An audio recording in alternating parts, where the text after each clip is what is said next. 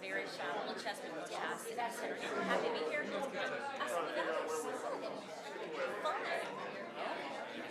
Hey, how are you? Trying to figure all this out.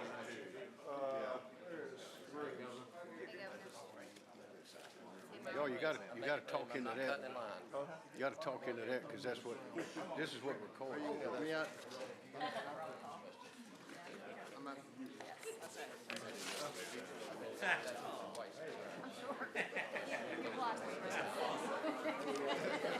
Okay. You know my issues with the school board. You here? I'm here. Can you see over this? Are we ready to go? Everybody ready to go? Everybody ready to go? That's the unruly house back there. Well, y'all, thank you for coming. This is a glorious day for our state. We've been working on getting our young people educated and ready for this great world that we're building here in South Carolina for a long time. And having the freedom to choose the school that is best for your children is something that parents have been seeking for 20 or 30 years or more here. And a lot of those here have been involved with that effort. I remember when I was on the South Carolina Policy Council 30 years ago, that was one of our top issues. I know in the political circles, that's often a top issue. And I know with the senators, representatives, and other leaders here today, in and out of education, and particularly with parents, that is the #1 issue. And we have finally arrived at the beginning of a great solution and a great step forward for our state. We got these ideas from other states that tried things. Some worked, some didn't. But everything in this bill, this new law, works and will work well. It worked extremely well for the people of South Carolina. And among the many benefits are not just preparing our people to live happy, strong, healthy, meaningful lives. The impact on our economic growth will be enormous because we must have economic growth, educational strength, and a strong environment in order to prosper. And this goes right to the heart of that educational strength. So we have a number of people here who will speak, but again, this is a great step forward for our state, and I think we will find enormous success and happiness because of it. Superintendent? Thank you. Governor, thank you so much for hosting us today, and it's an honor to be standing up here in this room with so many folks who have run on this issue and run successfully on this issue. Today is about promises made and promises kept. We have told the families of South Carolina in unequivocal terms that we will fight for them and for their right to choose the best education opportunity to help their student thrive. And as the governor said, today is one small step for South Carolina and one giant leap for every single student whose life is going to be changed because of the power of this program. I think what today shows is that this is not an either-or choice. We have made incredible progress in this state thanks to the leadership of our governor, our speaker, our members of the Senate who are here as well, to advance public education in this state. And the fact is that, like the governor mentioned, programs like S39 have been implemented in other states all over the country and implemented successfully. I like to point to the state of Florida as maybe the best example. It has some of the oldest and largest choice programs in the country, and what we have found through research and common sense and individual experience is that where there are more choices, public education does better. And so as state superintendent of education, I am proud to say that we are building the education ecosystem of the future right here in South Carolina to support that incredible economic growth that the governor is talking about and to support the needs of individual students. We are here today to talk about the benefits to students, not systems, because that is what education is about, is the individual God-given potential of every single student in our state. So I'm honored to be here today and so thankful for this opportunity. Thank you, ma'am. Senator Grooms.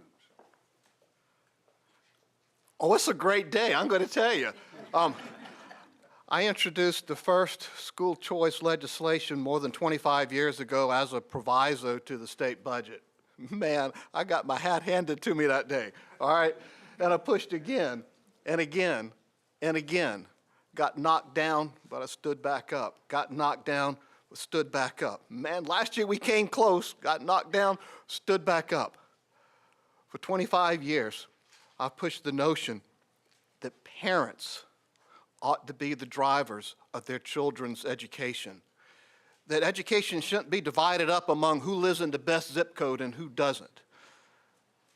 Parents, when given options, when given choices, will exercise those choices in the best interest of their children and their families, and we will have good outcomes. Because there's one thing that we all know: freedom only works every time. Only works every time. Buddy Lingle was someone who worked as a visiting fellow with the Palmetto, with the South Carolina Policy Council when I was first elected. Some of the first school choice programs and ideas around the country originated there. So out of that has grown many school choice programs across our country, but today is a wonderful day for the children of South Carolina. After a quarter of a century, we now have one of the first real school choice programs that will be transformational in South Carolina, and I'm awfully proud to be a part of it. Thank you.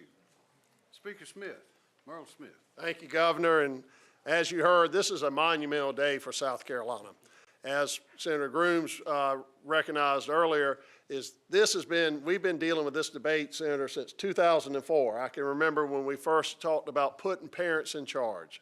And that was what the moniker was for choice in South Carolina, is giving parents the power to make decisions for what's best in their children's interest. As we went through COVID, the one thing we learned coming out of COVID is parents were demanding options for their children and choices. And today, South Carolina has delivered on that demand that parents have made to us. I am very proud to be a part of this, and as we're empowering parents, and that's what it's about, empowering parents and giving students opportunities. And I just want to thank the governor for his leadership, as always, on this issue.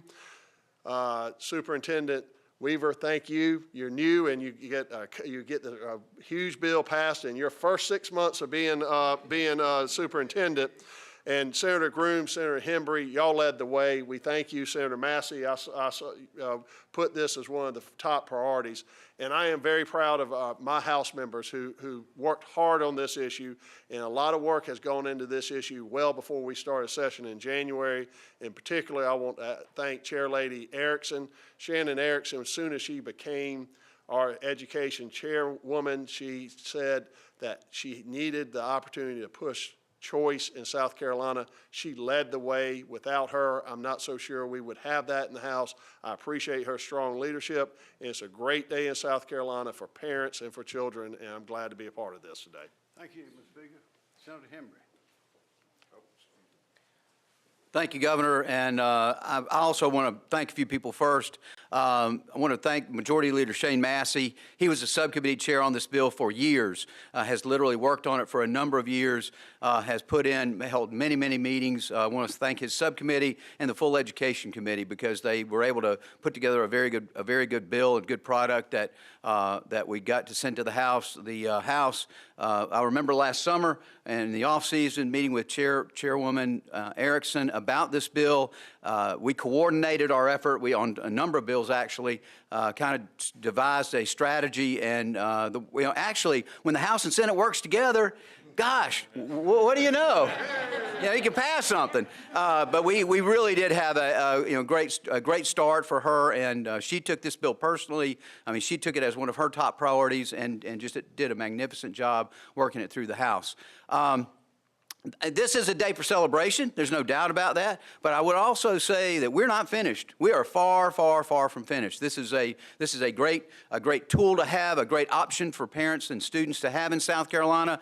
There are other ones coming, and we need to continue to improve. We're in the midst of looking for ways to improve how we train our teachers and our principals and our leaders in schools, how to improve that part of the system. We have all sorts of other ideas, but this is not it's not a day that you stop and you just get to take the day off. It's time to get. We can do this right now, and we need to get back to work. We got lots more to do, and I look forward to working with the House, with the superintendent, and with the local school districts on moving our system forward. Thanks. Thank you, sir. Ms. Erickson. Thank you, Governor. This is a collaborative effort.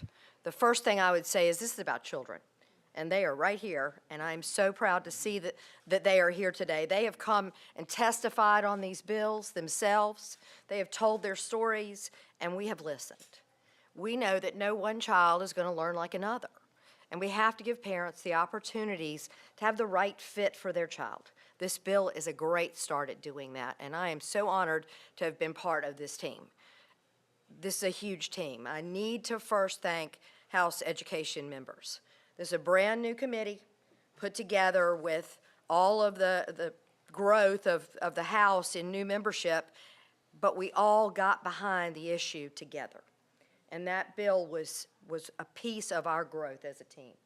And I can't say thank you enough to them. For our Senate members, Senator Hembree, your partnership on this has been exceptional, and our partnership on a lot more things is going to get a lot more good things done. I'm very excited about that. To have Superintendent Weaver in the office and be that partner from State Department is another huge win for children, and thank you so much. Senator Grooms, thank you for having the foresight. You know, I dropped mine too, and yours is the one that got us across the finish line. That collaborative effort is fantastic. And Governor, to your office and to Melanie Barton and all the folks that you see around us that have made this happen, we could not have done it without your leadership and your support, and that has been key. Speaker Smith, you kind of told me I was going to do this job. All told. And as in other things, I will publicly admit you're correct, and thank you for voluntolding me. It's an honor to serve, but most importantly, it's an honor to put our children first. Thank you. Okay, thank you. Well, it's been mentioned, this has been a long road, a lot of ups and downs, but we never quit. And I'm reminded of the great Muhammad Ali, four-time world heavyweight champion. A little boy asked him one time, say, "Champ, didn't you get knocked down by George Foreman?" He said, "Son, I ain't ever been down. I'm either up or getting up." Well, that's what we're doing, and we're up now, and we got a ways to go. But this rocket has launched, and it's going to produce great results. Does anyone have a question for anyone here? Yes, sir. Yes, opponents of the bill have said that, now we're sharing more pieces of the pie with private schools, and public schools are the ones that need improved. What do you have to say to that? Go ahead.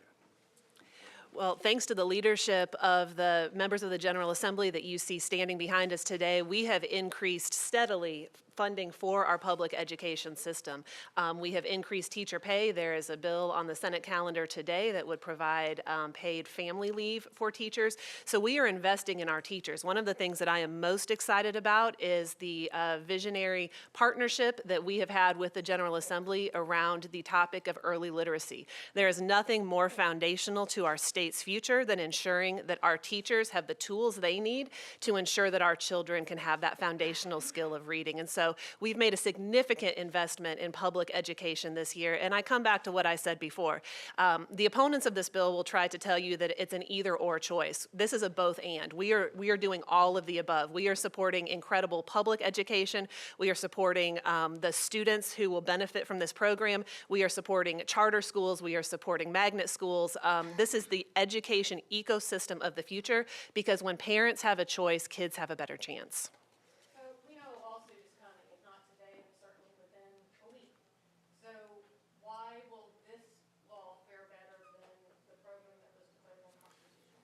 Well, because it's different. The question in the earlier case was whether the aid was direct or indirect, and I think the court made the wrong decision. And as you know, it wasn't a unanimous decision. But the way this is set up, this money goes into a fund and is in access by the parents for public or private schools. And it's an excellent program. Further? Yes, I would echo what the governor said. It also is modeled after some other programs that we have that are existing in the state. We have a robust 4K program that is actually nationally recognized as an either-or, funding to both situations. We have college tuition grants in those areas as well. So we expect a different outcome here. And Speaker Smith, obviously, I've been covering this for 20 years too. So what do you attribute COVID to I think it was a large part of recognizing that the demand for choice amongst parents. When we look at this, we've always debated it in the abstract. You've had the advocates and you've had the opponents come up here and make their arguments. But this is when you saw the reality of what the public demanded and what parents demanded. And I think that gave us the impetus to finally get this to the finish line. I remind you, last year, the bill passed both the House and the Senate, and unfortunately, the time ran out before we were able to pass the bill. But you see, that's why this bill probably passed so quickly this year. And in terms of next steps, Chairman Bannister, you've got the tax credit bill. Is he in here? He's right over there. Oh, okay. What do you expect to happen in Ways and Means this afternoon? I think we're taking testimony today. We probably won't take any action. Thank you. So we'll take testimony today, see what the critics of the bill suggest are the problems, see what the strengths are, and then we'll work on the bill over the off session. Will this bill go into effect for this quarter or for the next quarter? So the bill is scheduled to be implemented for not the following school year, but the year after that, I believe, 24, 25. And so we will be working hard at the department on the implementation of this bill to ensure that parents can access it in an easy, user-friendly way, as well as work in partnerships with the schools and other providers who will be participating in the program. More questions? In that case, let's sign them up. Just have the speakers move first, and then everybody else can fill in around them. Thank you all. If you can find room.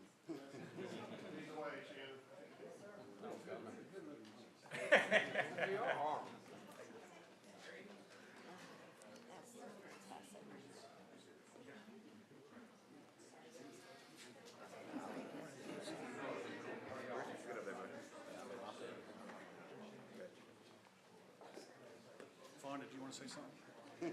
No, I'm Say, I couldn't have done it without me.